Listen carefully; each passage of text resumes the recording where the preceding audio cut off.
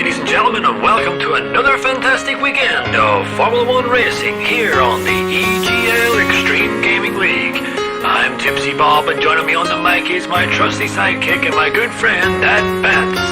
Covering all the action today, we're going to be covering everywhere from Monaco, Singapore, Abu Dhabi, and Bahrain, all across the world, all across the country.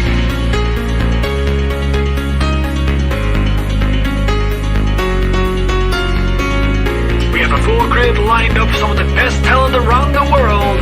We have plucked them from all corners of the earth to give you some of the greatest racing experience footage you'll ever see in your lifetime. Welcome, ladies and gentlemen, to the EGL.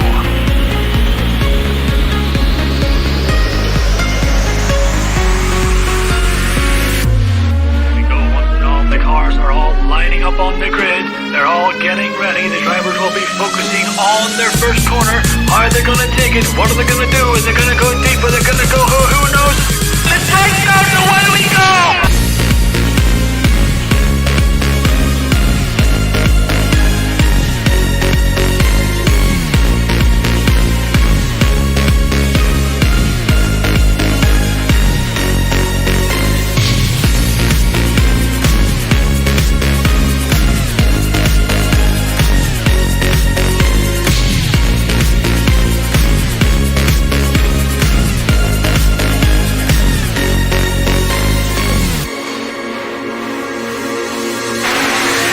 DRS is still active, and if Timo wants to get this moved on, he's gonna need to use this DRS zone because I have a feeling. Oh no, Timo, cancel the pressure in the traction zone. I tried to mount up another overtake on 23 trademark. This is right, 3 quarter.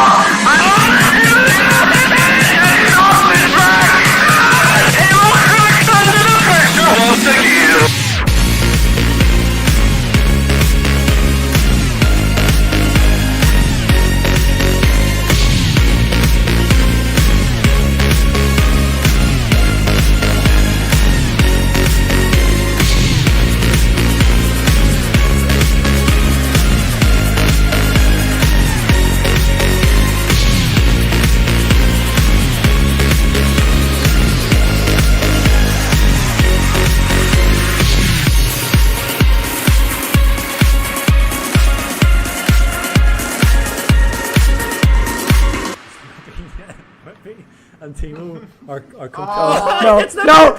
Why do you keep making me watch this, Chief? Why? No! Oh my god, this so sorry, control myself. So Timo So what we gotta put it so they can stand at the back together again, just like Timo likes it. how many times did you see how many times Timo tried to get into the pit?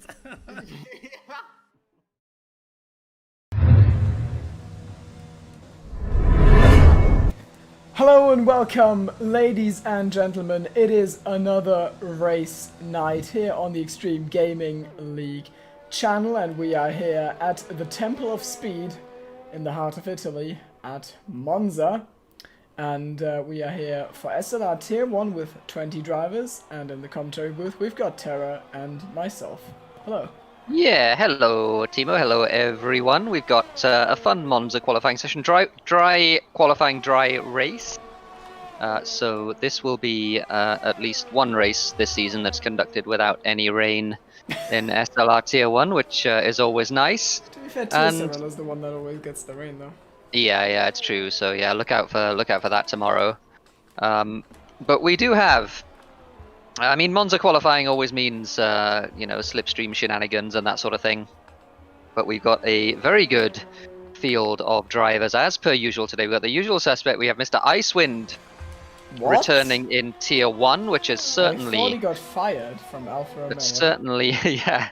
He's back. He's back. It's certainly the tier he belongs in. So good to see Icewind back.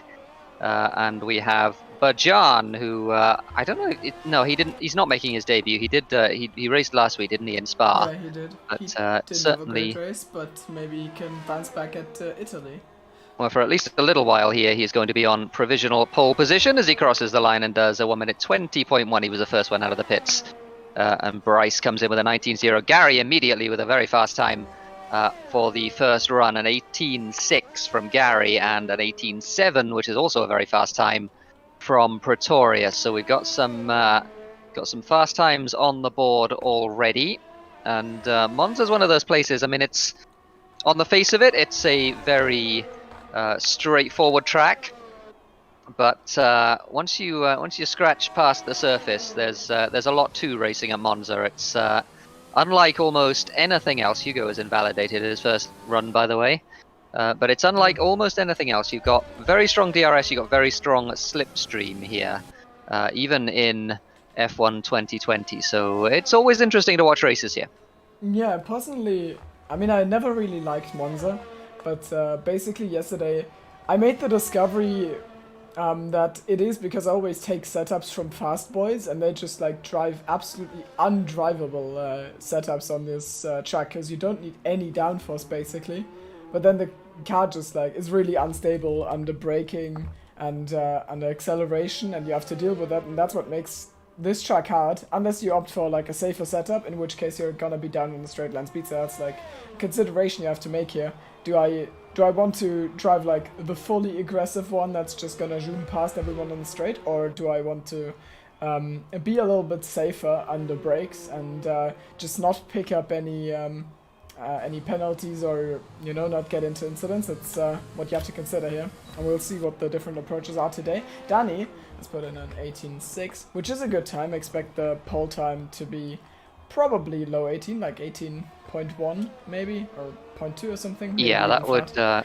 That's a very fast lap for this point in the session from Danny, 18.604. But yeah, pole is likely to be a low 18 of some description. I doubt we'll see any 17s. It's 17 would be truly alien pace, but low 18s is probably what these guys are looking at in the remaining 12 minutes of this qualifying session. And at the moment the track's a little bit slower. It's 2 or 3 tenths slower, so that is these times are to be expected.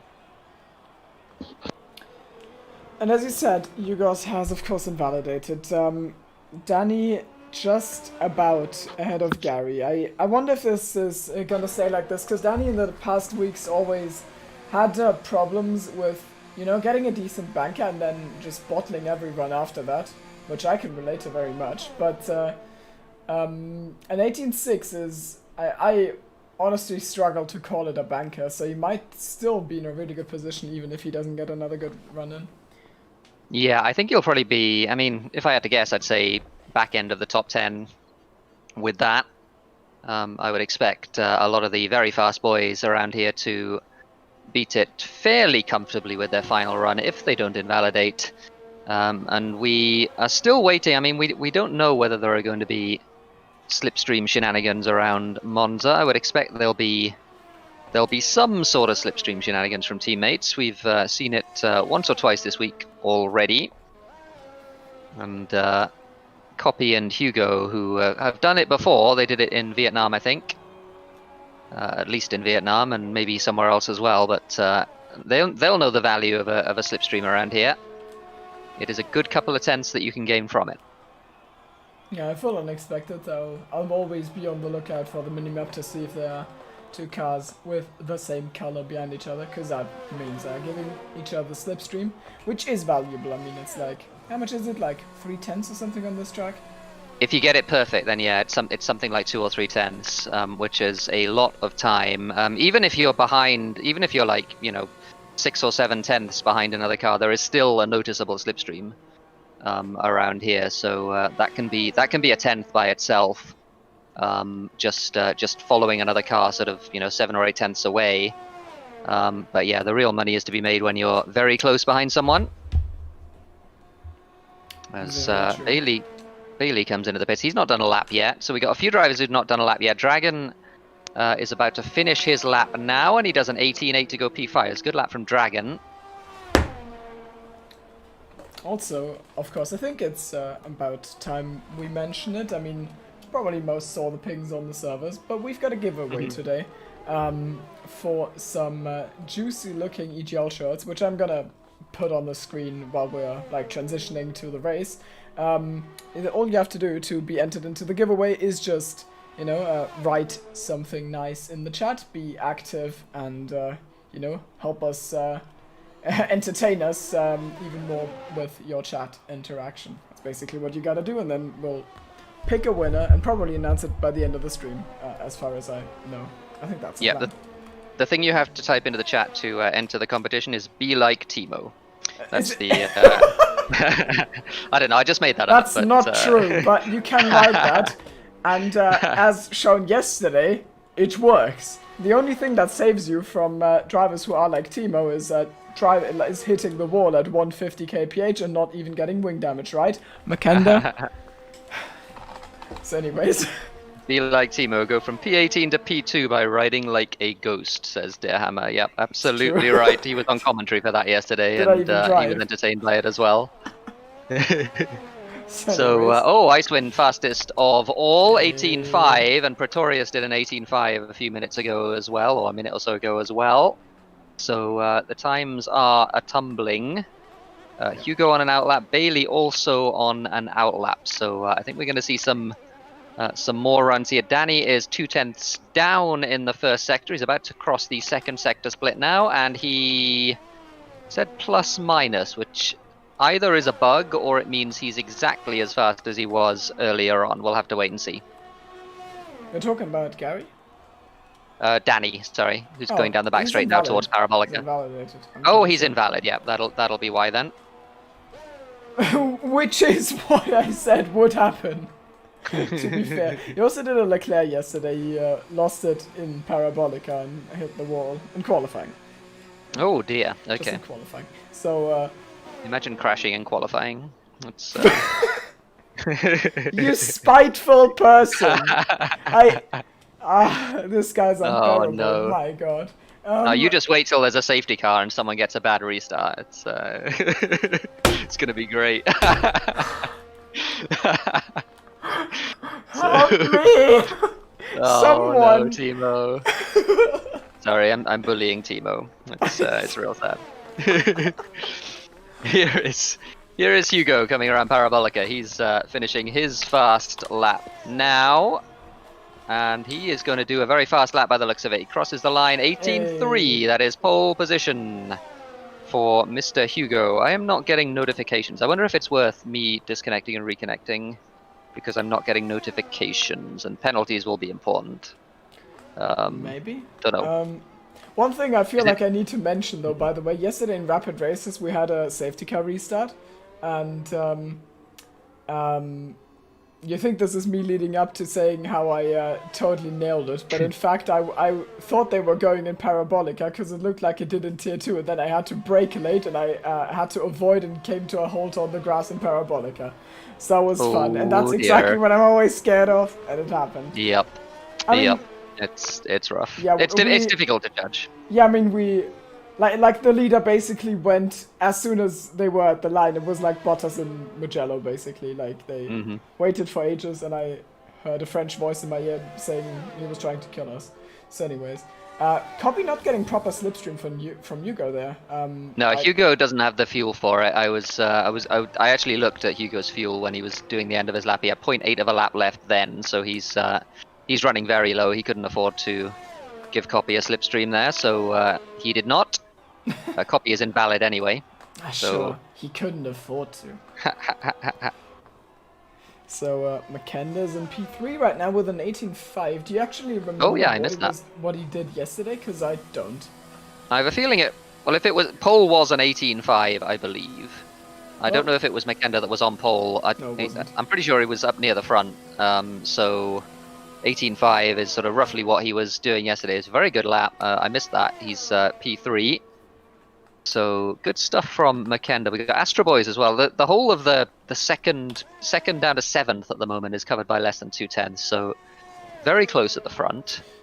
I mean, generally one thing that I always want to say when I'm discussing pace with Iceman basically is that like tier 2 is not slow at all. It's not that like the fastest driver in tier 2 is like would be like last in tier 1. I think they generally overlap pretty heavily. Like I think tier 1 has like 3 or 4 tenths at the top that tier 2 just can't reach as of now, but if you take that away, it's like basically similar pace. The difference is just the assists. So if you're assists and tier 2, assists and consistency, and they both sort of feed into each other. I think those two things. I think generally drivers who drive with no assists are more consistent and more able to avoid incidents than those who drive with assists. That's not always true, but I think in general they sort of trend in that direction. So I think they are the main differences. Tier 3, on the other hand, pole for Tier 3, I think would have been good enough for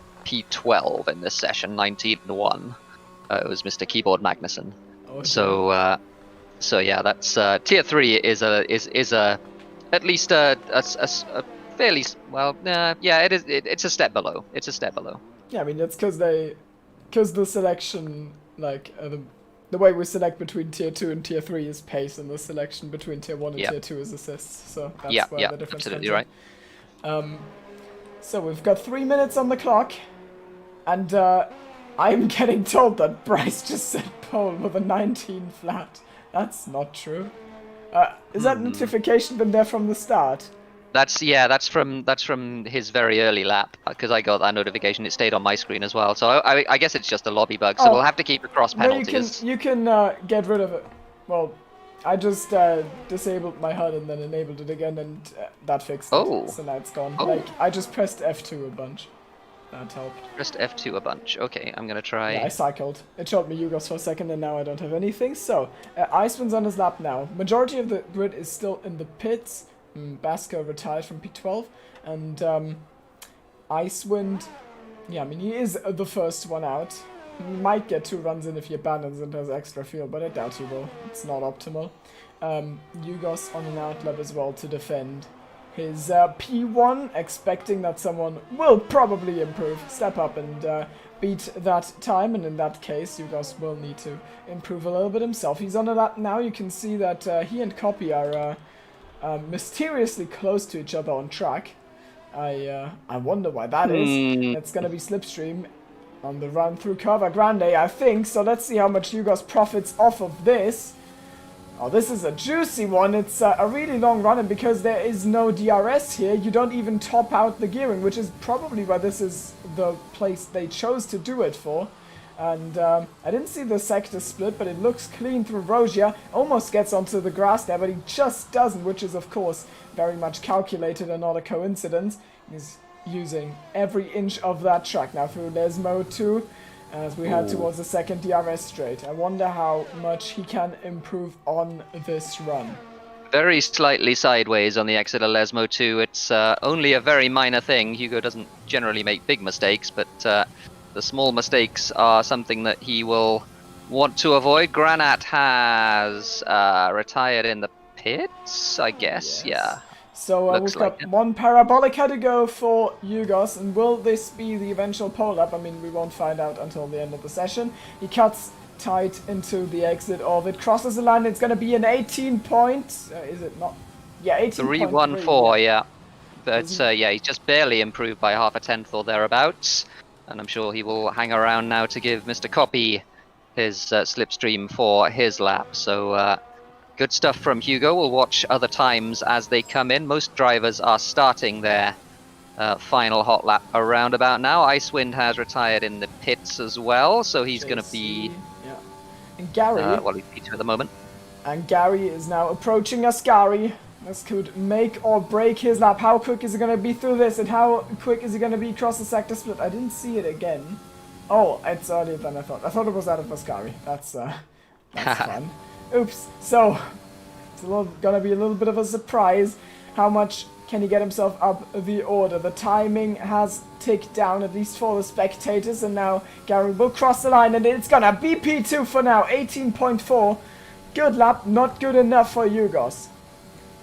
Copy is 600ths of a second up at the second split before Ascari, so struggling just a tiny little bit. He's not improving his position at the moment if he stays as he was on his previous run. He's P10 right now, maybe even going to get knocked out of the top 10 at this rate, and he invalidates on the exit of Parabolica. He knew he had to push it, wow. and there he goes.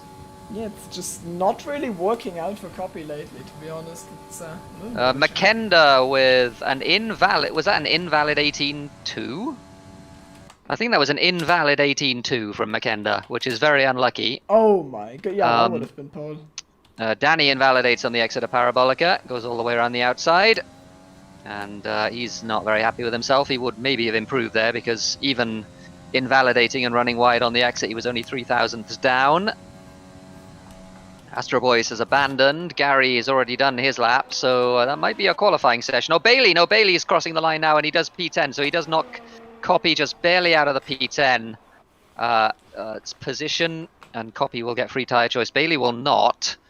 I wonder if he'll be happy with that or not, but Bajan is the last driver that we are waiting for, and he is pitting, so that is the end of our qualifying session.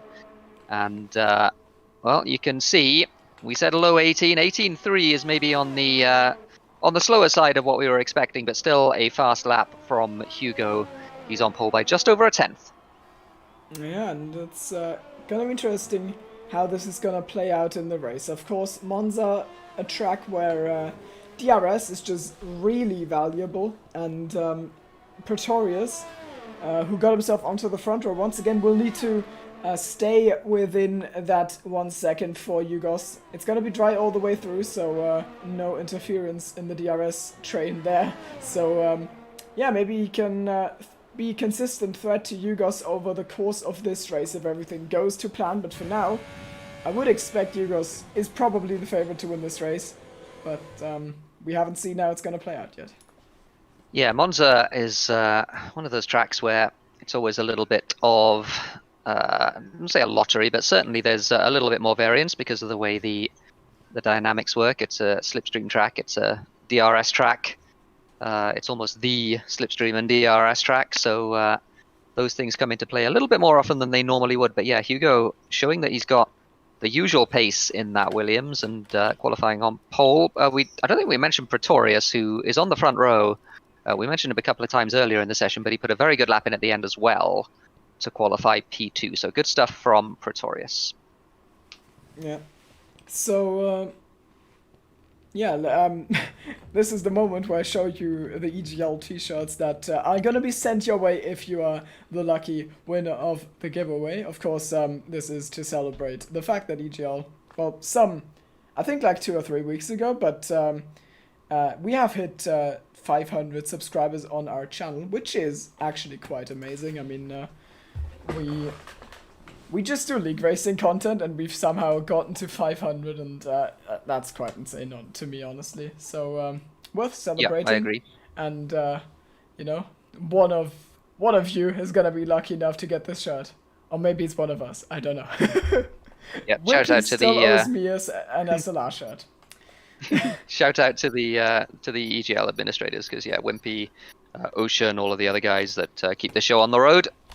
And it's been a pleasure to do this for the last 2 years now almost that we've been doing it, and yeah, it's certainly a long time, and we are still as enthusiastic about it as we were at the beginning. Yeah. It is a good time. There's a comment to be made about how you can hear how I'm always enthusiastic about it. Yeah, Timmy gets very enthusiastic sometimes. It is true. I enjoyed that last week. It literally just got top 5 moment that I was shouting a lot, which was quite impressive.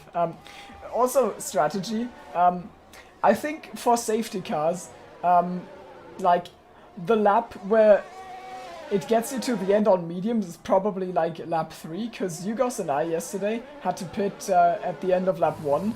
We both lost our front wings, and we both put mediums on because we thought, okay, we need another safety car to get back into this, and well, it didn't happen.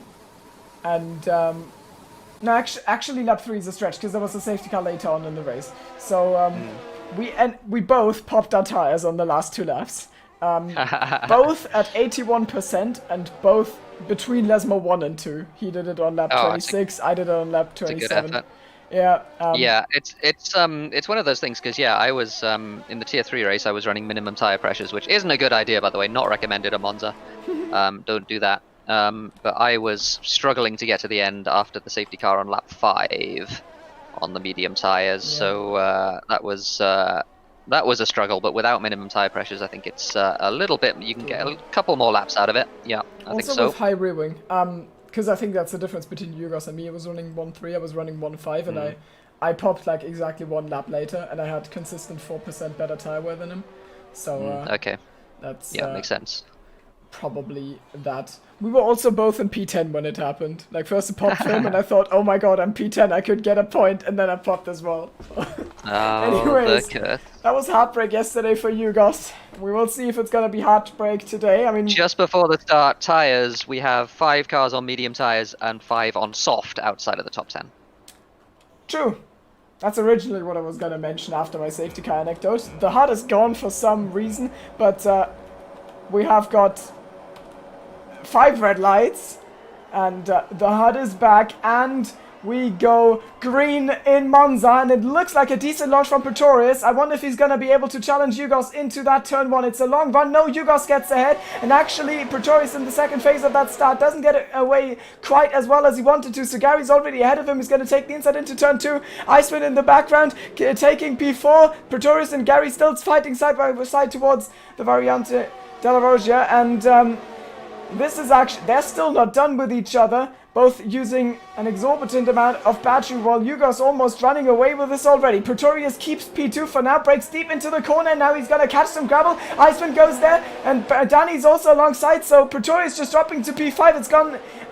It's gone to shambles for him, down to P5. We've got a yellow flag, and we've got a safety car. I don't know what that was.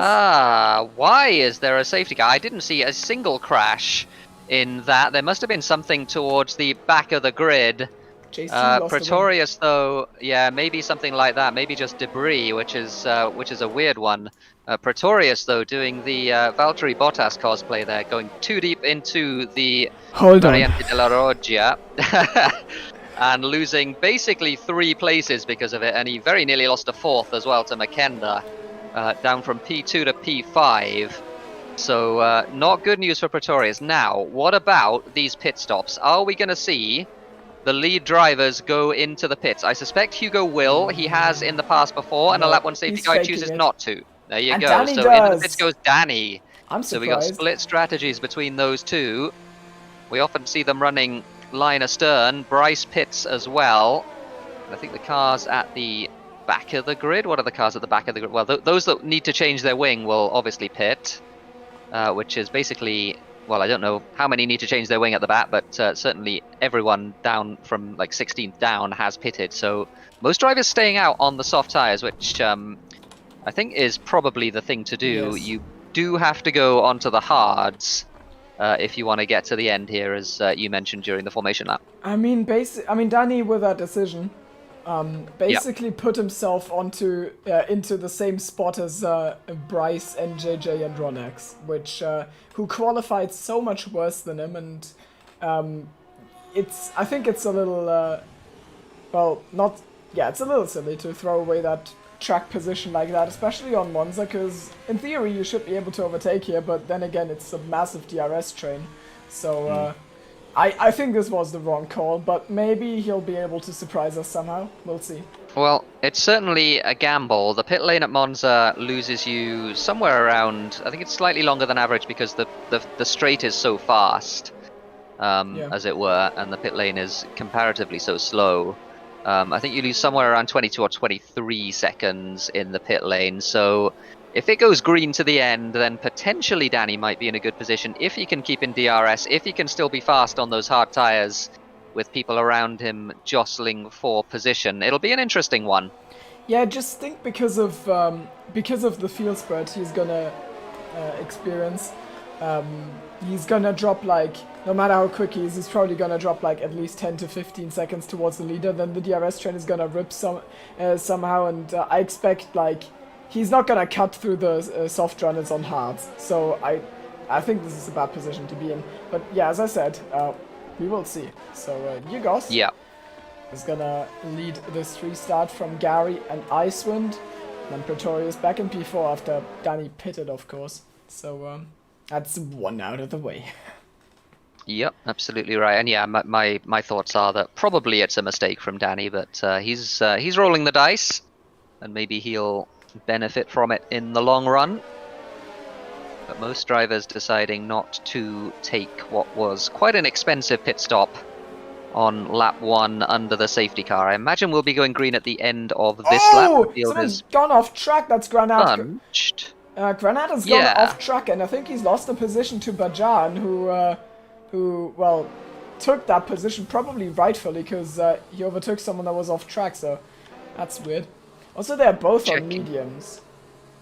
Yeah, they are. That's a curious decision. Just checking front wings. Looks like they all have their front wings, at least visually. I mean, what? I was going to give a shout out as well to Tipsy, who is the last car on old tyres at the moment, but he qualified, I think, P14 or P15, and they were his very first laps at Monza in F1 2020, he said. Oh, wow. He is fairly famously fast around Monza. He almost won the 2 SRL race a few seasons ago, as we do have the safety car coming in this lap. He was cruelly robbed by 2 SRL admin That Bantz and his teammate, but he did bring home the 2nd place, a McLaren 1-2. Yeah. So, we have got a safety car restart to come.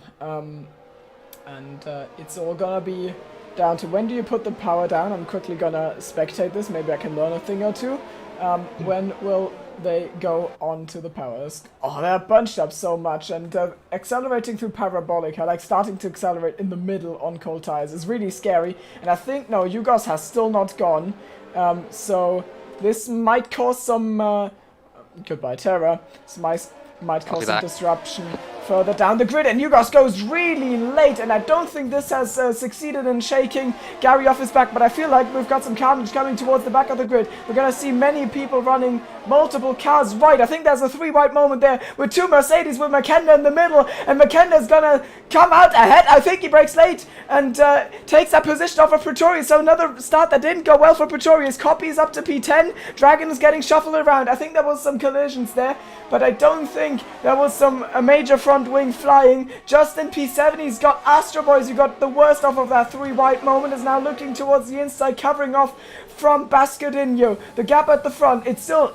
contrary to what I said originally, worked out well for Yugos because it's 9/10 already. Now Gary needs to have his pace for at least 2 laps to get into or to stay in that DRS window and to be able to contest for a victory. Terra's rejoined the session, which is good to hear because my voice is apparently giving up. I don't know if you can hear it, but that's what it seems like. And Bajan is retired from this race. He needed a safety car, but he is the safety car that is gonna be called out. That sentence made more sense in my head than it made after I said it out loud. What I meant to say is, with mediums, he would have needed a safety car for the strategy to not be completely wrong, but unfortunately he is the one who ends up causing the safety car, so he doesn't get to profit off of it. That's what I want to say. Absolutely right. I almost perfectly missed all of the racing there. I lost connection to the team just as the safety car came in, and now it's come back out again just as I rejoined. So that's unfortunate, but yeah. More pit stops from the lead group this time, and this is the situation in which the guys who pitted and put on hards might be okay, because those mediums will struggle to get to the end, and at the end of the race those hards might be quite fast. It's a question of whether they can keep track position in the meantime, but it is a lot of cars on those hard tyres. Danny, though, has pitted. He was the lead car on hard tyres. He's pitted for the mediums. He's given up all of that track position, 14 places or something, and he's gone all the way to the back as a result. Yeah, personally, I think that going for the... Well, I think that the hards don't give you as much of an advantage later on in the race as the mediums give you early on into this last stint. So I think it was the right call to go for mediums, but not for Danny, because he would have been in P4 right now. And, well, effective P1, to be honest. So I think Danny is, he seems to be allergic to correct strategy decisions as of now. Don't be mean to Danny. I agree with you. I think it's the wrong decision, but yeah, it's hard to it's hard to make those decisions in the moment. I know, that's why I've got you along. I almost feel bad for that one. I remember last season he got pole here, and I think he lost his win because he made a wrong strategy decision. Or he got a, or was that Spa? No, in Spa he got the 10-second time penalty and bust up for no reason, and I think in Monza he bottled the strategy. Oh dear. But yeah, he's certainly, I mean, he's still in an okay position. He's got the fresh mediums that should be able to go to the end of the race. And he's got a bunch of cars ahead of him who, in theory, he should be faster than. There's a few drivers who've just pitted now and have decided to go for hards to the end of the race. Icewind, Pretorius, Gary, Tipsy and Astro have all gone down that line instead. Fox has done a delayed pit stop. I wonder if that's for tyre wear purposes, and he's going to put the mediums on instead of the hards, which is one way to do it. But again, you give up all of the track position if you do that. He was on the softs, though. Justin is still out on the softs that he started on, which seems like the wrong decision to me. Fox has put fresh softs on. He was... Oh, no, hang on. Fox is disconnected. That's why he's not in the car. Excuse me. So that's his AI making that decision, which, yeah, don't do that, folks. Yeah, makes the Ferrari pit crew look competent again. That's, let's go. So anyways, I wonder if Copy can go to the end, because yesterday, I mean, I told the story, of course. It was 81% for me at the end, and I had one safety car period through which I carried those mediums. I hit the cliff, the 75%, like 3 laps from the end, and I think with 2 more safety car laps than we had yesterday in Rapid Races, Copy might have been able to conserve those tires a little better than I was able to yesterday. So he might finish this race on like 77 or 78% tires, and like basically until you hit the cliff, they still give decent enough pace. So he might just go for the gamble and go towards the end of the race. It will probably not save him from Yugos, who is gonna have significantly better tire wear until the end of the race, but he might be in with an outside shot for a podium. It's going to be interesting to see, but for now the safety car restart is about to happen. When does Justin step on that gas? And he does precisely now. Fox rejoins and finds himself at the end of the grid, and I think this restart was a lot more controlled. Someone's done a team-out. That's Makenda, who has lost DRS already. Astro takes Tipsy, who has apparently also slept through that restart, and Yugos is already on a charge on JC. So is Granat on Run X, but he's not going for it. Yugos, on the other hand, on JC, getting that move done, so P8 for him already. And a big fight here in turn 1 and 2 between Icewind, Bailey and Pretorius. They were jostling for position down the front straight. At the moment, Icewind has the position on those hard tyres, but he's going to come under pressure surely very soon. In fact, Bailey uses a bunch of battery there to get alongside. Oh, wings flying! Into position. We lost Granat. I think it's Hugo's crashed. He spun around in the second chicane. I didn't see what happened. I didn't see it. I just saw him tumble down the order. It looks like a Vettel type situation. I wonder if he was on the inside and got spun around by a side pod there. But Hugo right at the back now after 2 safety car periods, and he has a lot of work to do to recover this. Yeah, I mean, we're actually getting to a point where I would say he might not even be the favorite to win this race anymore. So far off the back. And that's going to be interesting to see how he recovers from that. I was gonna comment on it. There was so much going on, just too much for me to all analyze with the Racing Points and Yugos, and I saw that JC, I think, hit Granat hit the back of someone, lost some wing, and then the next thing I see, Yugos is around. So I imagine there was a big situation, especially as Granat's now in P18. But Gary's gotten through unscathed and is now on mediums. And behind him is Makenda on those... Gary's on hards, right? Sorry, McKenna's yeah, on I mediums. misspoke, yeah. Yeah, but he is the lead runner to have pitted in the last safety car cycle. So Gary in a pretty good position at the moment. He's got Ronex in front of him. To be fair, Bryce and NJJ are basically in the same situation. Those 3 laps don't make much of a difference on hards. So yeah, I think that's probably right. Yeah, you're not going to struggle to get the hards to the end of the race, even from the lap 1 safety car. But certainly the mediums are a different story. And Copy and Dragon. Well, hang on, didn't Copy stayed out on those? He started on those mediums, right? So he can't go to the end. Oh. I didn't realize that at the time when we were talking about it, but yeah, I'm pretty sure that's the case. He started on the mediums, so he can't go to the end. He'll be disqualified if he tries. As Makenda now right on the back of Gary, as Pretorius and Danny both get 3 seconds for multiple warnings already after, what, 3 laps of racing or thereabouts. Makenda having a look as Gary runs very deep. Those hards don't seem to give him any grip. And I think Makenda's got that move done. Yes, he has. And now he is right behind Ronex, who himself wants to get past NJJ. And I think he's going to do it. But Makenda's also under threat from Gary. There's so much fighting going on. So Ronex is going to take P5. Makenda is probably going to defend. Gary lunges down the inside. Bailey Thompson's also very much in this. And now Gary is getting boxed in on the outside. Run towards Rogia between Bailey and Gary. How is this going to play out? There's slipstream for Gary, but he's on hard. So he'll be forced to brake a little earlier than Bailey. And Bailey takes the position indeed. So up to P8 for Bailey, and those hards don't seem to give any pace as of now. And Bailey using almost every last drop of his battery, doing that as well. He's up to P8, ahead of Gary on those hards, and he can maybe be in a good position to follow Makenda past NJJ here as they come down the back straight towards the Ascari chicane. Makenda not burning his battery to make that move. So he's content to sit behind at least for the time being. Ronex and NJJ, though, are going to be a big cork in the bottle here. Both of them on very old tyres as Ronex gets 3 seconds for cutting Ascari. They're so close to each other, and I think Makenda's just going to take that position out of Ascari. No, he's not. There's definitely some battery flowing into the engine of NJJ, and going through Parabolica now. And Bailey as well, keeping a very, very close watching brief there Icewind on that one. Icewind passing JC through Parabolica. Everyone, of course, has DRS in this train. Everyone in the field. NJJ is boxed in. He goes for a late move on Ronex. That was going to be dangerous for Makenda. He stuck his nose in, but he didn't. So now NJJ and Ronex are going to run side by side, and Ronex just comes out ahead. Makenda not getting past as of now. Still in a great position in this race, but he's not finding the space, and NJJ proves to be a massive pain for the 2 AlphaTauris.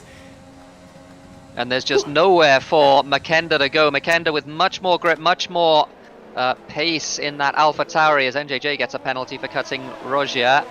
But nowhere for him to go. Literally no space for him to overtake. So has to wait behind, has to use that battery when it's appropriate to do so. And in the meantime, Bryce is getting away. Bryce now has a nearly 3.5 second gap over Ronex for that, what is basically a net P1. He can go to the end of the race on those hard tyres. NJJ and Ronex again side by side into Ascari. And can Makenda take advantage this time? Yes, he can. NJJ has to yield, and Bailey almost shoves him through Ascari because of the massive overspeed he had, because NJJ got a really compromised run, and now NJJ is just using all of that battery. They're all getting away from Bailey. And what? Oh, late lunge for Bailey! Terrible run for NJJ, and that was some squeezing involved there. Some barging into the side pod. Did someone go into the pits? No, but Makenda is going to get past Ronex here. I think there was some team orders, and we're going to get a 3-wide situation here with NJJ, Gary, and Mr. Icewind. And Icewind pulls to the inside, and is going to take 3 in one go. NJJ on the very outside is going to be side by side with Icewind, and he takes 3, I think, or 2 at least. Incredible move from Icewind. No, he got 3. It was all 3 of them. More? He gets alongside Ronex, and Bailey's also maybe the victim here. Oh no, that he gets boxed in. Bailey's got no battery. Icewind is going to make his way past Bailey here. Bailey really suffering because he used all of his battery to try and do that in the first place. And Bailey loses his wing. Went into the back of Ronex, I'm pretty sure. Oh no, they're getting squeezed. They're getting into each other. We run towards Lesmo 1, and I think there's some damage on the cars ahead, as you said. So Icewind from absolutely nowhere just jumps through all of the carnage, is now in P8. And Bailey into the wall. The wrong way. Oh, he didn't lose a wheel this time, but Bailey with that damage a little bit earlier on, and Icewind now can take advantage and pass Ronex on the run down to Ascari, and Gary gets his nose chopped off as well. Shit, Bailey runs into the back of Astro Boys! And where's JC gone? JC's dead! He's off in Ascari, there's so much going on! I wanted to talk about the Haas Boys like 2 laps ago, but I didn't get a chance yet. And Bailey now being passed by Hugo, who's cruised his way up to the back of that little battle group as well. Basco and NJJ also battling. NJJ going backwards very quickly indeed, because he's on older tyres. Oh, but really the Fox. man of the moment is Icewind, who has made his way very, very efficiently through the field and is now only 3 seconds behind McKender in the net lead of the race. Pretorius on the move on Gary, and he goes for the outside. I think he's gonna get that down. The inside is his for turn 2, and Basco, there's so much going on behind. Basco gets a really good launch from the corner, and he's up to P9. He takes 2 in, well, no, 1 in 1 go. I'm seeing things here. Too much going on. Basco has got 1. Can he take Pretorius? And behind them, there's also something we need to keep an eye out for. There's a huge battle group. This is some good stuff, except for Astro, who's there facing the wall after going off in Rosia. Didn't see that at all. I saw Danny very nearly run into the back of Fox just ahead of him, but Astro was facing the wrong way as well. Hugo has made his way, as I mentioned, to the back of that little group. He's on the back of NJJ now. He's going to deal with him probably down the straight towards Ascari. NJJ going defensive, and he is going to try and defend this into Ascari. Icewind getting 3 seconds, though. He can't afford 3 seconds here. Oh, Hugo making a mistake there. Going too deep into the corner. And NJJ, I'm just going to check because that was a lot of understeer from Hugo. Does he have all of his front wing? It looks like he does, but might just have a little bit of damage there. Don't know. Justin Pitts from what was the lead. Yeah, what I was gonna say all the time now, but I didn't get a chance to, is both of the Haas's are dark horses in this race, because, I mean, Justin is now gonna go on mediums. He's gonna have a massive tyre advantage for the rest of this race, so maybe he can slice his way up to maybe a top 5 finish or thereabouts. And Bryce, those tyres are definitely making the end. He's avoided all the carnage. Bailey is in the wall, and yeah, he's gonna... Oh, Bailey, yeah, Bailey's crashed. Bailey, a VSC, yeah. No one's gonna put under that, because look at the cars on the track. Maybe Granat, but, you know, yeah. Yeah, Granat could probably benefit from pitting under this VSC, but a chance to breathe, at least for the time being. Because that was a lot of action in a very short space of time, and we can just take a little bit of a sit rep here. We got Copy on the medium tyres. He leads the race. The tyres that he started on, we're racing again. Dragon now in DRS. He got a better restart by the looks of it, did Dragon. So Dragon in DRS of Copy for the actual lead of the race. The net lead of the race is Bryce. I misspoke earlier on. I thought it was McKender, but it's actually Bryce. Who can get to the end on those tyres. Pretorius side by side with Ronex, and it's not done with him. He has to yield a little bit. Danny gets a penalty. Pretorius still behind Ronex. Basco might actually get himself involved. And Ronex had a terrible run out of Ascari somehow. And Basco is now taking 1 position there. They're gonna run... yeah, it's too wide. Gary's got his nose on the inside. He almost lost it on the inside. Basco sends it so deep here onto Pretorius, and those hards are just gonna... you know, he'll have to yield, I think. So Basco up into P6, potentially, if his battery is full enough. Danny going to make it 3 wide here. Sorry, down the inside into turn 1. He's got Fox and Rolex ahead of him, and he decides not to go for that one at all. Pretorius! Because that was... Pretorius sends it on Gary. They get into each other, and they're running south. Oh, what a crash! A crash! Fox turning Ronex around into... was it Ronex? Yeah, it was Ronex. Turning him around on the exit of the first chicane. And just squeezing him on the exit and paying the price, and he dropped all the way behind that battle group, and he's now 4 seconds off the back of Hugo. Yeah, heartbreak for... oh, wait. For Fox, yeah, heartbreak for Ronex as well, because he was... I mean, he was gonna make the end. He was in some active fighting, and now he's turned around with some wing damage. Justin, who I said still has a chance at getting like a P5 or something, is now P12. On those fresh mediums. He has passed Fox just there after Fox had his incident. So back up, and I think we might get to breathe now. And I mean, they're still really close to each other. Danny might have picked up a warning there.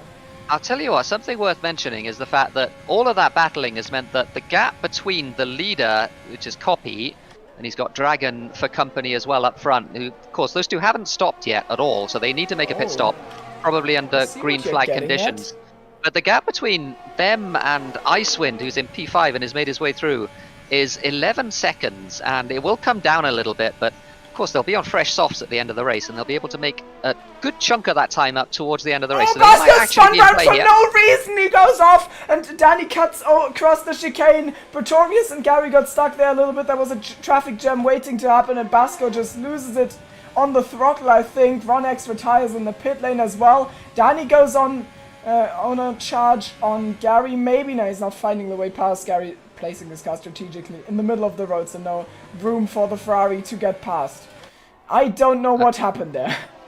Yeah, I don't know either. If he went off by himself, that's a big mistake to make, because Basco is in a very good position. Had a very good race last week, of course, at Spa, and was having a good race here at Monza. Is still in an okay position, honestly. He's only 2 seconds off the back of the group. Here goes Danny, though, and Danny's out of battery, so he can't really attack Gary here at all.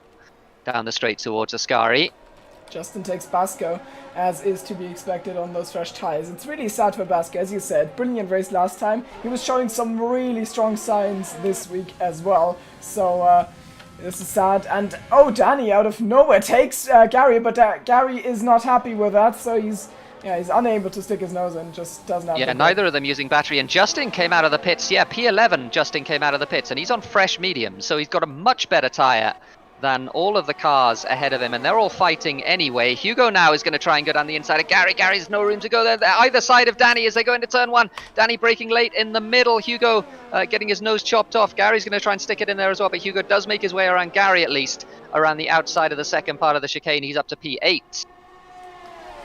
Yeah, and his recovery drive is slowly coming together. I mean, who do we say is the effective leader of this race? Bryce. The gap to between Bryce and Hugos is, let me check, like 12 seconds. I mean, that's a little bit of a stretch, but Hugos is absolutely rapid. He's got 11 laps to do it. He's got mediums.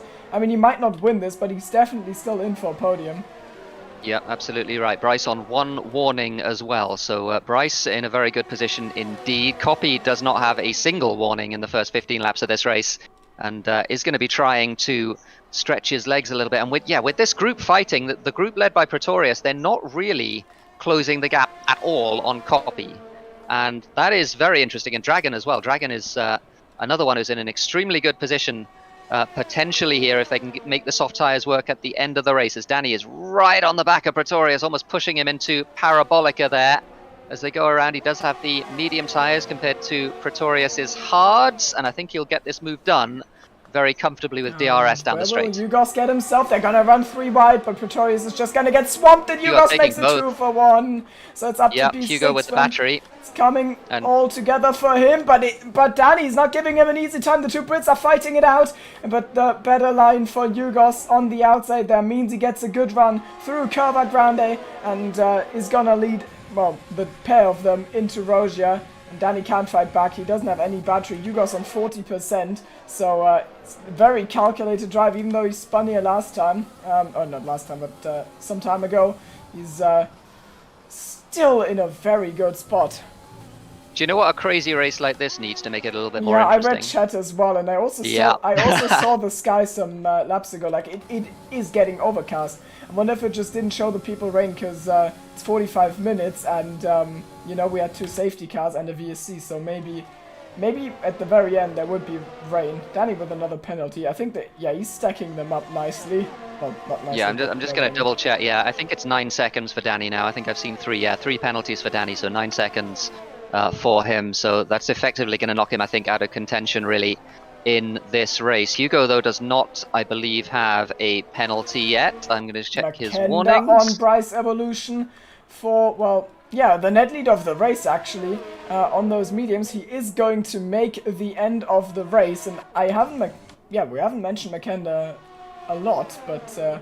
Yeah, I mean, we mentioned him a little while ago, but yeah, he's been slowly making progress since then, and yeah, he is in the net lead of the race. He's on the medium tyres. Can he get to the end on them? Probably. Bryce is with him, and Bryce is another one that's in a very good position here. Icewind is also catching them. Icewind 4 seconds off the back of this little battle group now, and he is in play as well. Oh no! That is Justin off the track, and he's gonna re-enter it, but there's no one coming across, so there's no death. He reset to track. Well, that's not what you were supposed to be doing. Justin outbroke himself, I think, over to Gary, broke too late, had Pretorius ahead of him, bumped into Pretorius, lost the wing, cut across. I think that's gonna have some consequences. Well, it already did. He's lost the wing and loads of time. But that Yeah, was and the not reset to good. track is an automatic penalty, so he'll certainly get a penalty for that of at least 10 seconds. So I just wonder now, Gary with a penalty, is that his second? As Dragon pits from P2, and this is going to be interesting to see where Dragon comes out. He's going to go onto the soft tyres from now until the end of the race. It's a, 9-lap stint between here and the end of the race. Copy still out there on those mediums, but where is Dragon going to come out? He's got the main group passing him now, but it looks like he's going to be not too far off the back of it. Basco passing him, NJJ is going to pass him. I think Astro is going to get him as well, but he might be ahead of Justin in the Haas. No, he's just behind Justin in the Haas, which is unfortunate for him. Yeah, so he does have work to do, but certainly the guys towards the front, that's Gary and Pretorius, are certainly within range of him on those soft tyres. He's going to be much, much faster. And he's unable to just run around the outside of Justin here. Maybe he's gonna send it towards the inside. And Makenda is in a brilliant position to win this race, to be honest. I mean, this is just my tier 2 master plan coming together, you know? Everyone who's faster than me just like gets to do some races in tier 1 and then they get promoted so that I get to, you know, win the championship. It's raining, it's raining. Oh, Wait. Oh my god, We've still got 9 laps to go, and that is such good news for those guys on fresh softs. Exactly. Copy is going to put the softs on, and I assume it's not going to... Basically. I mean... well, no, because he still has to pit. Yeah, but the others as well. We don't know if it's going to go to Inter's conditions. True. We've only got 8 laps to go. I don't know how hard it's going to rain. If it doesn't rain all that hard, or Copy... He did, didn't he? Yugos heading towards the pits. Yugos thinks it's gonna... Is it raining hard? Yugos thinks it's gonna rain hard, so he's going to the pits. That must be for Inters, and we actually got loads of drivers into the pits. Oh, it's raining so hard. It's raining so hard. DRS disabled already. Oh, wow. Copy might actually be in trouble because he has to go all the way. There's no grip on this track. This is atrocious. Pretorius gets corner cutting penalty, probably just outbroke himself. He couldn't make turn 1. Basco 10 seconds. Fox off it. No, Dragon off in the background. Everyone cutting the chicane and everyone realizing towards the back of the grid. Danny goes off into the wall, and we've got yellow flags in all 3 sectors, and they are different incidents. The weather just the clouds just fell apart, and like, oh my god. My goodness, it's raining very, very hard, and those guys on Inters. Hugo is 36 seconds off the lead. We're going to keep an eye on that gap because Copy is crawling around Ascari. So is Bryce, so is Makenda. They have no grip, and Hugo already within 33 seconds. Is he going to win this race? I think so. In spite of that incident earlier on, because he made a very, very brave strategy call to immediately go onto the intermediate tyres, and it looks like it's going to pay huge, huge dividends here for him with, 7 laps to go. Copy's almost at the pit lane. Are they going to be able to get... just dropped it. No, he didn't. Okay, never mind. But there is no grip out there. This is so careful. Hugo already on the back of Danny, who he was almost... He was quite a way ahead of him, actually. But certainly, now they're in the pits, these guys. And it looks like... I just wonder where Hugo's going to end up. Copy is going to put the Inters on, and... with 7 laps to go, where is he going to come out? Where is Hugo in comparison? Coming out of Parabolica is the answer, as everyone else pits. Copy is going to have the lead of this race. Barely. Yugos is coming, and Yugos is absolutely charging. The 2 Williams are going to fight it out. There you can see Makenda's there too. Oh, these are the 3 to fight for the win in this race. Yugos on 1 lap older tires, but he is in P3. Copy leading after all, and Makenda in P2. This is brilliant stuff. Bryce in P4, Iceman P5, Gary P6, and NJJ, an unlikely P7, also still in a really good spot because he pitted on the correct lap. This race is absolutely amazing. And we are in for a hell of a last 7 laps because we have 5 cars within 2.5 seconds of the lead of the race. Copy is the lead car. But Makenda, Hugo's, Bryce, and Icewind, and Gary's not even out of it as well. I'm just going to double check what the penalty situation is. I know Icewind has at least 1. Copy, though, does not have 1. Makenda doesn't have 1 either. And Hugo, of course, doesn't even have a warning. Bryce has 2 warnings. So, yeah, and Icewind has I think just the 3 seconds. So this is it's gonna be a good result for Icewind. Whatever, Makenda just got himself a penalty. Oh no, that's so sad actually, because the whole field is bunched up now. He was fighting so well, and now it looks like it might not be a podium.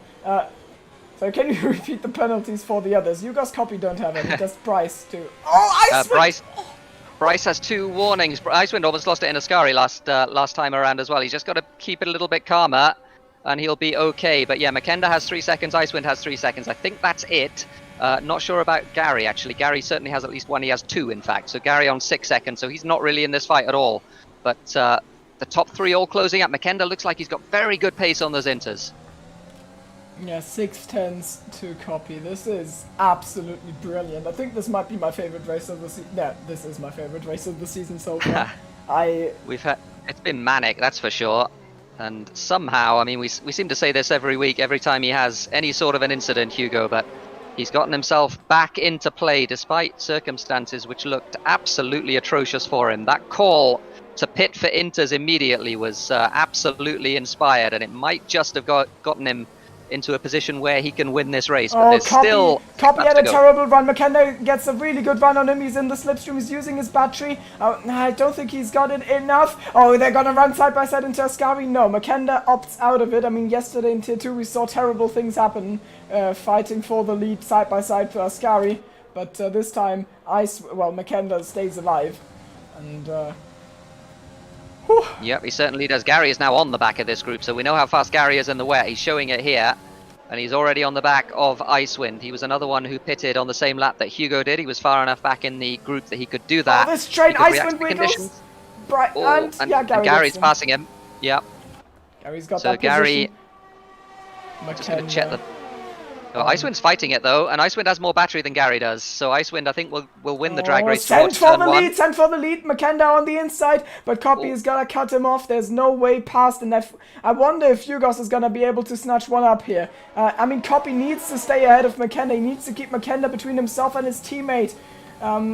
If he wants to win this race. But Makenda with a brilliant run towards the second chicane. Copy's gonna squeeze him towards the answer, but he's gonna leave him enough space, and Makenda with a brilliant move is gonna take the lead of this race. It's not the net lead though, because he's got a penalty, and Copy gets alongside his teammate, and they're side by side at Lesmo 1, and Copy's down to P3, effective P2.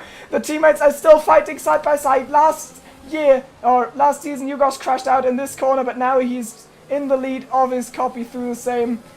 And Monza's just absolutely insane. I just remembered last season was also insane, but this is more. This is something else. Hugo is now in the net lead of the race. Makenda, we know, has that 3-second penalty, so Hugo has the advantage, and he seems to be pulling away from his teammate as well. Copy with a little bit of a struggle. I'm just checking his front wing is intact, so no damage from that incident. He just got squeezed off on the outside there by Makenda.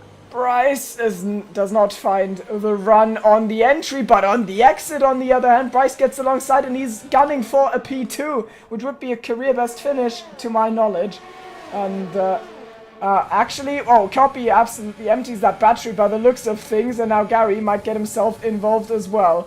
Fighting for P3, Gary, super late break for him, and he's just snuck up on Bryce and gets that. Icewind struggling so much! Oh, I thought he was off. I'm losing it. Icewind has, several times on traction. He's been struggling. He's going to go alongside Bryce here, though, through Curva Grande into the Roger chicane. Down the inside, does manage to brake later. They're still side by side, though. Lots of contact between the two of them. And Bryce keeps the position, but at what cost? They're both a long way now off the back of Gary. And Makenda, so they're probably not gonna get onto the podium unless, I mean, Gary might pull out a charge here and still get himself there. Makenda is still in the running for this podium though, if he can just drive fast enough, and the way he got to the back of Copy and then took the lead shows he's certainly got what it takes to be fast enough. Icewind, unfortunately, with another penalty, so that's not gonna go down well at the end of the race for him. Gary now Copy. Icewind seems to have incredible paces. Yeah, Gary on the inside of Copy into Parabolica, breaks later, Copy's going to get the run out, I think, but Copy seems to be just really struggling for pace in these conditions. You see how much more traction Gary seems to have. He shouldn't have any more, but it seems as though he does with 3 laps to go. And yeah, Icewind on the back of Bryce. He does have the pace, but just the traction he's really struggling with at the moment. We've seen him struggle so many times out of corners to get the power down, and those things are coming back to haunt him a little bit. He's still in a really good position in this race overall. Going to get very good points. Someone's as dead. we have It's Danny has crashed. out of Parabolica, and yeah. Oh. Race kind of fell apart for him, didn't it, Danny? It was unfortunate, but he is out of the race. Another bad race for Ferrari. Meanwhile, Gary on an absolute charge at the moment. He does have 2 penalties, so he's not really in the running for the win, but he is pushing as hard as he can to catch those 2 leaders. Makenda still leads from Hugo by a second, but Hugo has a 3-second penalty advantage, and as long as he doesn't lose another 2 seconds, is going to be absolutely fine. Yeah, Makenda probably on for a P2 in this race, which is absolutely amazing. But I think those are like the final laps. There's not much more fighting going on, though. We've got a little battle group for NJJ, Astro, and JC. Astro Boys is off! He catches up before the wall. I jinxed that. That one's on me. That one's on me. I apologize formally. Astro Boy is, I think, still in a good position, though. He's in P9. He's got 3 seconds with the penalties, so I think points are coming his way. But yeah, 2 laps now to go. Hugo has 1 warning, but no penalty, of course, and he needs 2 more warnings, and he doesn't particularly have to drive very fast in the last 2 laps of this race. So this race is looking like another Hugo victory, and a very unlikely one at that, given what happened to him earlier on in the race when it was dry, which feels like it was 2 weeks ago. Yeah. And oh, there's some... well, that's Granat, I think, out of Ascari. Yeah, he's properly lost his front wing, so he dies at last, which is unfortunate. 2 laps to go for the grid. Well, 1.5. And Makenda's dropped some pace. I don't know why, but you guys... A little bit. Yeah, but yeah, it doesn't really matter. He's clear of Copy. He's got 3 seconds, of course, of penalties. Copy doesn't have any, but he is 4.5 seconds ahead of Copy. So it's looking like a P2 for Makenda, and probably a P3 for Copy, as long as he can keep it ahead of Bryce Evolution, who does not have a penalty. He's still on 2 warnings. So that's going to be, by the looks of it, a straight battle for the podium in the last, lap and a half or so of this race. JC with another one. He's in P8. I don't know what the situation there is. I don't know if you mentioned it earlier. How's NJJ looking compared to the others? Does he get some good points, or? Good question. Let's have a look. He is... By the looks of it, he's got 3 seconds worth of penalties. So if that's the case, he's going to be fine. Some of these penalties... something I should mention. Some of these penalties might be 5-second and 10-second penalties, because there were some serious cuts. Gary had one of them. Like, Gary... Oh, really? I think Gary had 5 seconds for turn 1 or something. And yeah, Yugos looks like he wants to win on track as well. There's 1 lap to go. The top 3 are now within 5/10. It's not the most... it's not the most exciting of fights to end this race, but we've lost someone. I think it's JC or Astro Boys. No, we had yellows though. What's going on? Yeah, I don't know who it was. Oh, I think they just lost. Okay, well, what I was gonna say, this is not the most exciting fight to end this race, because Makenda's got 1 penalty, Yugos has none, and Gary has like 2, and one of them might be 5 seconds. So it does not really matter what happens in this fight unless someone crashes, but still, I mean, the leaders are so close in this race. Just shows you what an amazing ride it's been. Yep, it's been pretty incredible. Copy and Bryce are having what looks like a battle for P3, but Copy seems to have it at the moment as they come into Ascari for the final time. He, again, just extends the track as much as he can, and Bryce gets himself 3 seconds, and that knocks him out of that battle. And he will finish P4 in this race, probably, depending on what Gary's penalty situation is. But across the line to win on track very shortly will be Makenda. But across the line to win on the score sheet once again is the Williams of Hugo. As per usual, honestly, at this point. Copy takes P3, Bryce P5. So Copy still gets onto the podium, but I mean, he just didn't have the pace in the end. I feel a little bad for him, but yeah, Yugos insane drive. Icewind gets P6, decent points for him. JC, who's usually a tier 2 boy, gets himself P7, and like he must be proud of that. Astro P8, some decent points, even though he had like, I mean, it was a good recovery because I mean, he died early. I don't quite remember what happened, but I know that he had some sort of incident. NJJ takes himself some points, and Justin will probably... Wait, he resetted the track, so 10 seconds for him, so Dragon actually gets the last point, I think. Yeah, I think, yeah, it's an automatic 10-second penalty for Justin, so yeah, Dragon gets the final point, so good stuff from him. He had really, really good pace early on in this race. He was in a very good position, and unfortunately got screwed by the strategy there, by the rain at the inopportune time, but there... Well, it might not be the camera actually on the stream. Hugo winning the race. Driver of the day, JC says the game. Who are we going to give? Are we going to? Well, first of all, I think we. I don't know. I mean, for me, the driver of the day is. I mean, is it Hugo? I don't know. Maybe we should have a new award. Driver of the day, not named Hugo's. Yeah. Who would we give that? Winning the race just disqualifies you from driver of the day. So you guys get his first driver of the day when he finishes P2. It's an incentive to make it more exciting. To be fair, we don't need more excitement after that race. Let me quickly have a look at. Well, I'll tell you what. I mean, it says a lot at the end of the race, we were completely at peace with the idea that Makenda was battling these guys at the front of the field. It didn't seem unusual at all, despite the fact that he's a very new recruit to Tier 1, because his pace today was pretty great, honestly. And I think certainly he is in the running for me for driver of the day. He had only one penalty at Monza, which is a very good effort indeed, and really made the strategy work. He made the right strategy calls at the right times. And got himself a P2 on merit, absolutely on merit, with a fantastic drive. So certainly he's in the running. Yeah, I think he's the person I would say. NJJ gets an honourable mention, by the way, for finishing P9. Very good result for him. JC also but yeah, honourable mention for me in P7. Oh yeah, JC, yeah, all the way from the back of the grid. I think it's like a good point about Makenda. I mean, also he didn't get it yesterday. I thought he had, but like he didn't get it yesterday, and he was driving a brilliant race, and now he did this in Tier 1. So I feel like it's good.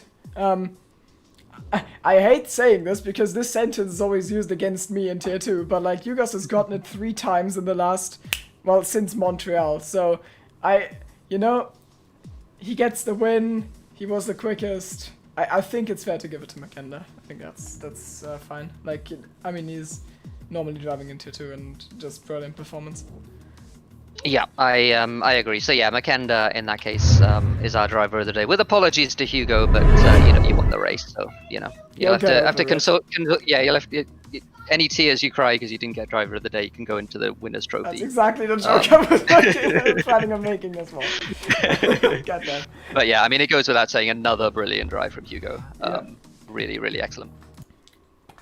So, well, now the question is gonna be, how are we gonna do this? Are we gonna do like 2 interviews and then we'll let Wimpy do his thing and tell us who? Yeah, I think that's probably a good idea. Yeah, if you want to speak to us, let us know. I've got a little bit of time because I will have to go very soon because we have a busy day here today. It's Halloween, so we've got stuff to do with the boys. But socially we can trick or treat. Exactly. Now this is America. We don't do that here. At least not for another week.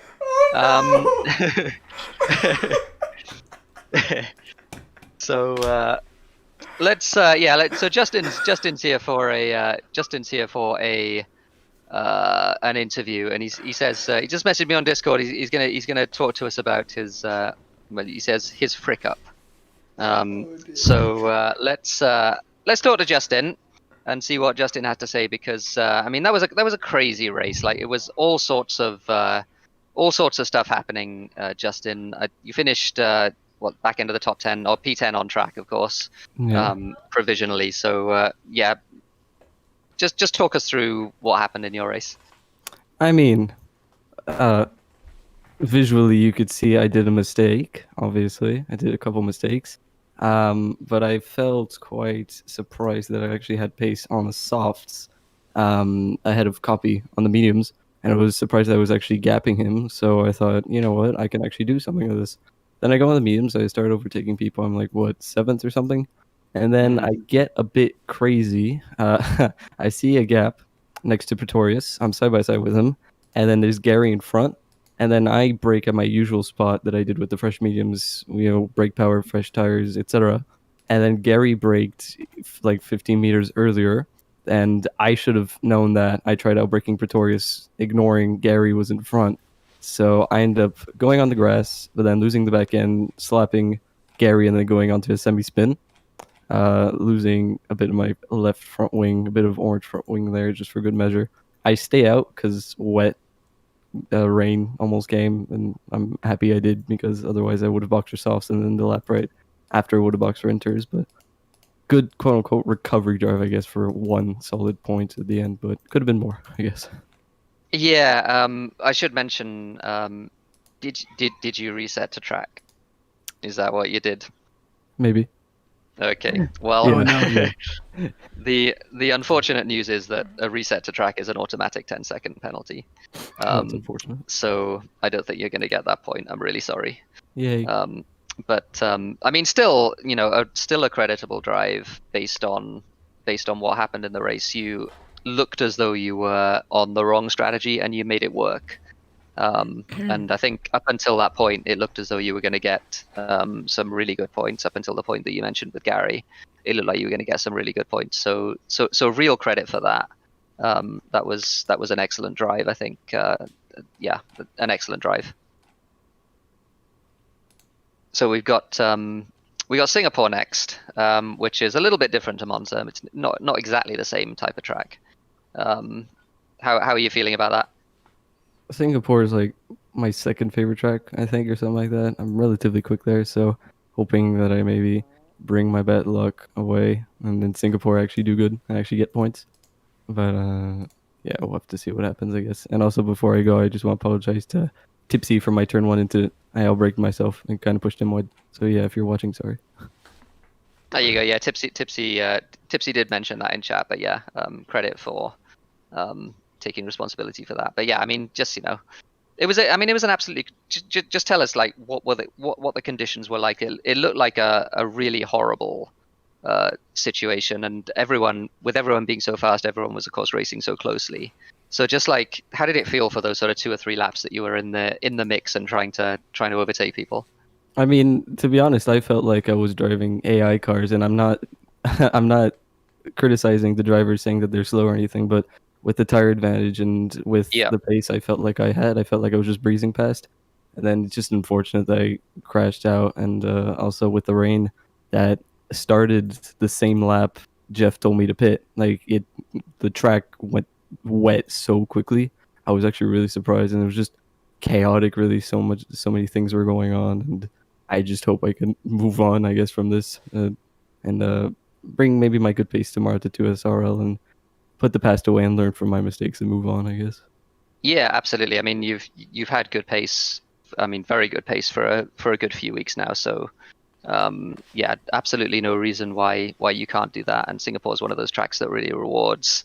Well, I mean, it rewards good driving. Honestly, it's a driver's track. Yeah.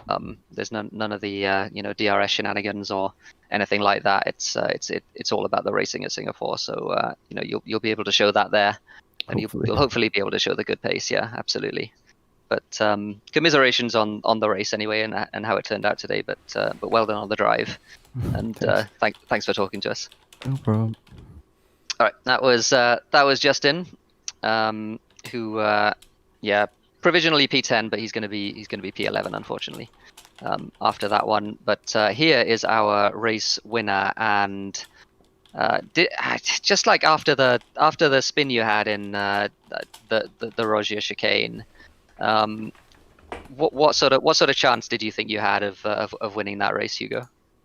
I didn't think I would get anywhere near the win, but I was optimistic of a possible podium maybe because I saw like a massive train building up, so I didn't really know what position everyone was, but I thought if things could go my way, then maybe a podium. But then Jeff came and saved the day.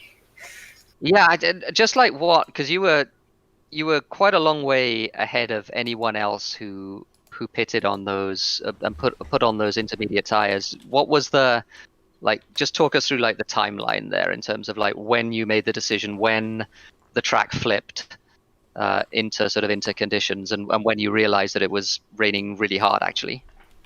It started raining in Ascari, and then down the straight before Parabolica, Jeff told me for a new strategy, and I was going to ignore it because I assumed it was going to tell me to pit for softs or something.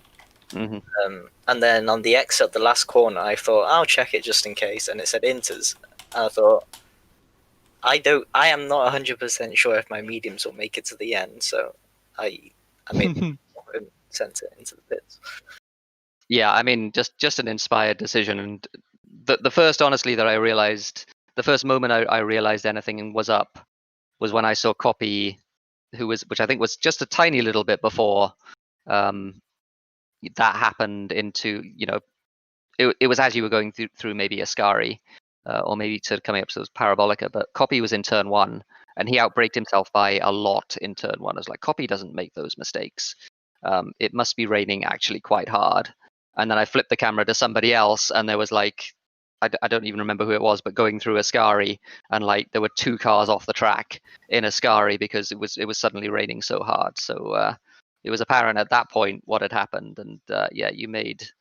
I don't know how much time you actually made. It was something like 20 seconds, though, I'm pretty sure, by doing that lap on those inters. So just like an inspired decision. So yeah, well done. As far as the rest of the race is concerned, I don't remember what happened at the beginning of the race, honestly. So like, but it feels like it was ages ago. But there was that one incident where you got spun around. Was it a Vettel type situation where you just turned on somebody's iPod? I got past Granite Goran, I think, and then he slotted in behind me, and then I think he outbroke himself and rear-ended me. Hello? Okay. Sorry, go on. Huh? Yeah. Okay, cool. Sorry. I was otherwise engaged. I apologize. My nephew came to say hi. So yeah. But in terms of like, yeah, like amazing on the win. Like really, really well done. We didn't give you driver of the day because voter fatigue. But I think any other time you'd have gotten it. But just, I mean, it's just, the same reason Lewis Hamilton doesn't win driver of the day every single week. But the entire community dislikes him. Yeah. That was really mean. Dear, I shouldn't Timo. mean. Oh man, Oh, no. first Danny, now- first Danny, oh, no. now Hugo. Oh, no. Oh no. But Singapore next week. Singapore, as I was saying to Justin, Singapore's a driver's track, and well, you're a good driver. So how are you feeling about that? I am looking forward to Singapore. It should be fun. It should be fun. And hopefully people can keep their noses clean in that race. One thing I quickly want to ask. I have a bad memory. Did you win Spa? And if yes, how many have you won in a row now? I don't actually remember if I won Spa. Did I? I was questioning it during the race. I was like, did I win Spa? I don't know. I thought you did, because we gave you. Let's have a look. Where are the standings? Because didn't you Tier say 1 something about like stats. how the longest winning streak was results. 4, and I think you're just at 4 now, or something. I don't know. Okay, there are no standings for Spa, so I don't know. Yeah, I tried to look it up as well. That's why I asked you guys, because it doesn't say. Well, yeah. If the streak well. is up and running, good luck in Singapore. Yeah, Pretoria says I did. Oh. Well, Okay, so thank you. yeah, I think Hugo's win streak is what, about 17 or something like that at this point. So yeah. Longer than the actual season. Yeah. Yeah, exactly. I mean, they did a season before that, you know. I'd never won an SLR race before this season, actually. Is that right? That's crazy. No, you won a tier 2 race in Hockenheim. Tier 1. Okay. I never won before this season. Okay. So anyways. Well, yeah, I don't know how many wins you have this season, but it's certainly a lot. So yeah, it's I mean, it's just been a fantastic season. It's been really good to watch. So really well done. Thank you. Well. So Yeah, yeah, that was thanks Hugo. Thanks for talking to us, Hugo. Sorry, it's a little bit chaotic, this interview, but yeah, thanks for talking to us, and well done on winning the race. Thank you. Gonna put you back into the Corona Club, and into the interview channel now comes a returning Mr. Icewind, who I mean, it's a. How are you feeling after that, Icewind? Because again, like P6, a very solid result. Your pace was again very strong. But just one or two small mistakes that cost you a very, very good result. Well, I would really say it's more like getting held up twice in the pits once again. Oh. Cost me a lot of time and positions, and yeah, quali lap was very bad, or all of them were very bad. And yeah, I know you guys are pressed for time, so I'll make it short. Race, I should have followed my instincts, because I knew that I sort of had that feeling that I should have pitted there, and I figured that the rain would come down hard because we had those 2 safety cars, and the game sometimes works like that, but I didn't, and that was kind of the end of my race there. So I was just awful in the wet. The setup didn't work at all. The last 4 or 5 laps I just went straight across in the second chicane every time, because the rear was loose, even though I tried to put brake balance up front and stuff. But yeah. What did you run for wings? Quite terrible. I'm sorry. What did you run for wings? I'm interested. Like, setup? 1.4. Okay. I guess the ARB does, or like the ARB suspension and everything. That's where it gets weird. But yeah, Monza setups are different to drive in the, difficult to drive in the wet, because you have like no downforce, and then the rain hits. Or I'm just very horrible in the wet. That's the other explanation. But I tried everything I could on the car, but I just couldn't make it work. So I mean, you say that, but you were still with the lead group. I really wasn't. I dropped the last 2 laps. I just couldn't follow them. That was just, I just couldn't stop the car. Basically, it was my problem in the wet. Okay. So the similar setup I had in Austria that worked wonders in the wet didn't work at all today. So I don't know. Go figure. Yeah, I don't really know how wet setups work, honestly. But certainly a lot of the time at Monza, your car is sort of loose in the dry, and if it's loose in the dry, then certainly in past games it would have been looser in the wet. But I mean, that's not true in 2020. Though. So I don't know, honestly. I don't know. I'm just, speculating, really. Running a little bit more oversteer than some other people, but yeah. But I mean, P6, which gives you how many points is P6? It's like 8 or something like that. Yeah, 8. There we go. So I mean, despite it's not awful at all, Icewind. It's a good result. Despite those issues, and despite being held in the pits, which wasn't anything to do with you, you still got P6, and you were on track. You were 6 or 7 seconds off the lead of the race. So I think, I mean, certainly from our perspective, there are some positives to take out of that. So yeah, I mean, I would say you drove very well. From the looks of it, the pace that you had was real pace. Until the wet conditions, maybe, but yeah, the wet you were struggling a little bit. We could see that on traction. But yeah, certainly your dry pace was, I think, as good as anyone out there probably today. And I think, yeah, all things being equal, I think you'd have been right up the front with the very fast boys and challenging for the win at the end of the race. Yeah, I don't think so, but okay. Yeah. But yeah, Singapore next week. Are you doing next week? I don't know what your status is, honestly. I know you you stepped down for a few races. Are you back, quote unquote? I don't know. We'll Okay. see if Are you I have thinking the of doing Singapore? motivation or. Honestly, don't know about any track in this game anymore, so it's. I haven't really been very good there in the past. Tire temp issues in the previous games, but yeah, I don't know. We'll just have to see, I guess. Yeah. Okay. Well, I mean, I know you don't feel as though it was a good performance, but congratulations on the P6. I thought it was a good performance with some mistakes, but certainly overall I thought it was a good drive. So yeah, well done from me at least. And yeah, hopefully. Bit of a frustrating race, but. Yeah. But we hope to see you on the grid next week, certainly. But if not, that's understandable. We'll see. But yeah, well done.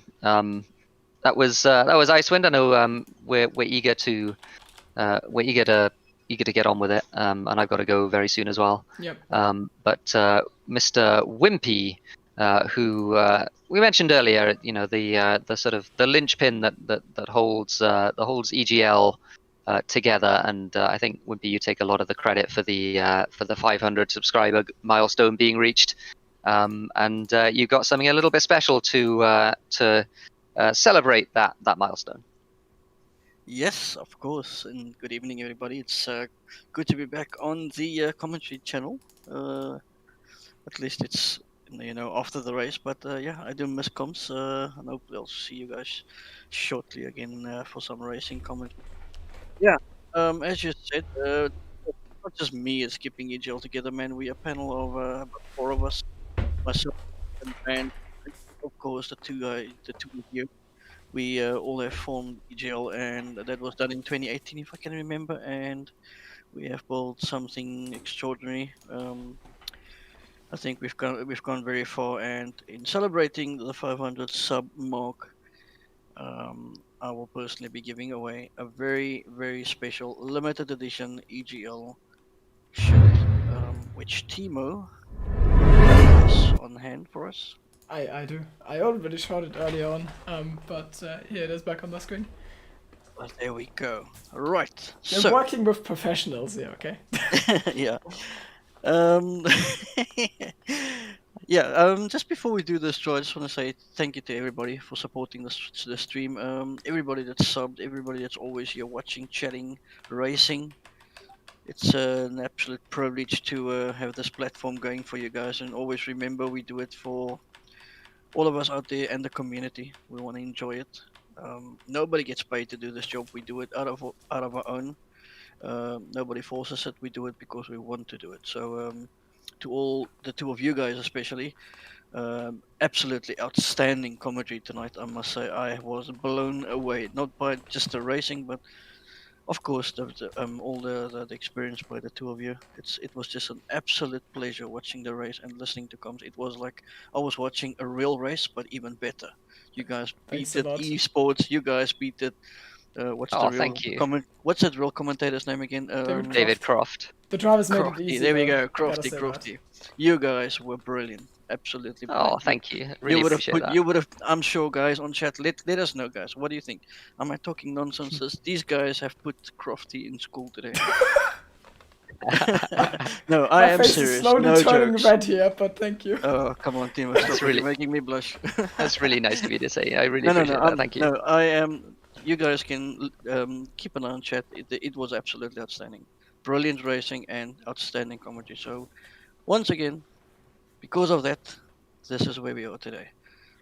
Because of all the good stuff being put together, and we get the EGL. So, let's get to the prize giving. Who wants to win the shirt? Start spamming now. remember, be like Timo is what you've got to put in chat. While we are like getting this together, I just need to announce one thing that I only just figured out. Williams have just wrapped up the Constructors' Championship.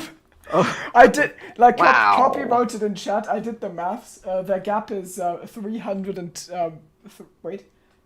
Yeah, I think 312 points, and they needed 308 points from Racing Points. So yeah, it's a wrap. 7 races to go. That's crazy. Sorry, how many is it possible to get? It's possible to get 308. 44. So 7 there are times 7 races, right? 7 times 44. So yeah, that is 308. Wow, that's crazy. Yep, they have won the Constructors' Championship. Congratulations to Williams. That is maybe that record, I'm pretty sure, is never going to get broken. The earliest to wrap up the Constructors' Championship. That's crazy. Yeah. All right, guys. I've had a quick look at chat, and I've got all those names in the hat in front of me. I am shuffling it, as you can hear. I've got a lot of names in here.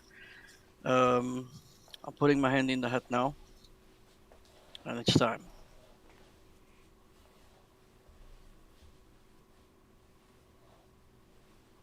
The winner of our EGL Special Edition shirt will go to